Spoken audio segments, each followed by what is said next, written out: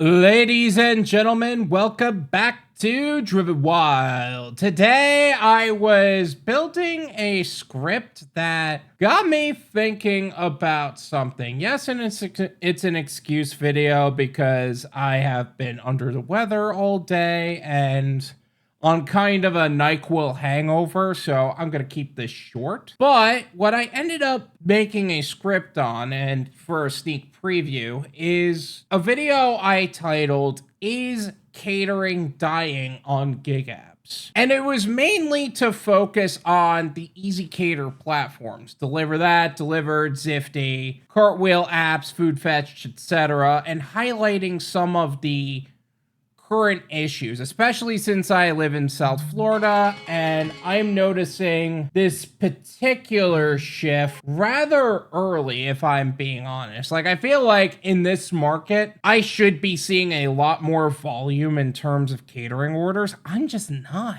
I'm seeing more on-demand orders than normal, but I'm not seeing as many catering orders as normal. And it's interesting because it's more than just the volume. It's the dynamic in which these apps are treated from these restaurants now. And I ended up in a conversation with somebody during one of my orders, and it was about DeliverThat and how a year ago, pretty much, they used to have a tip pooling system and he preferred that. I didn't prefer the tip pooling system, but he absolutely preferred it. But it's funny because now the entire dynamic of the gig economy has changed. Like, really think about that for a second. It went from tip pooling to the order with the highest tips gets accepted as quickly as possible, which means you could pretty much get like a $50 order pretty easily. Then from there, they started to change how they were doing business with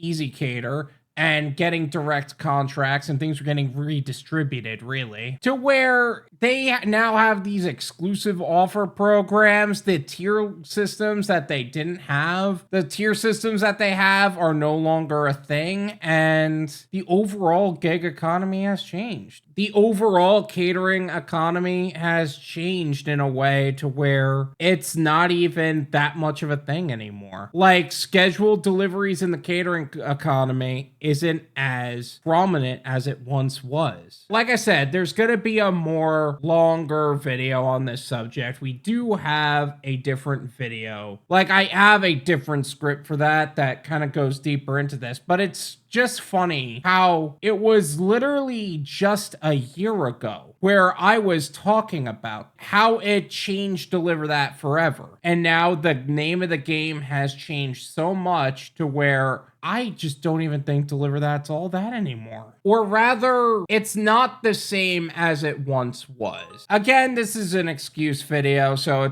I'm obviously not going to go super deep into that today.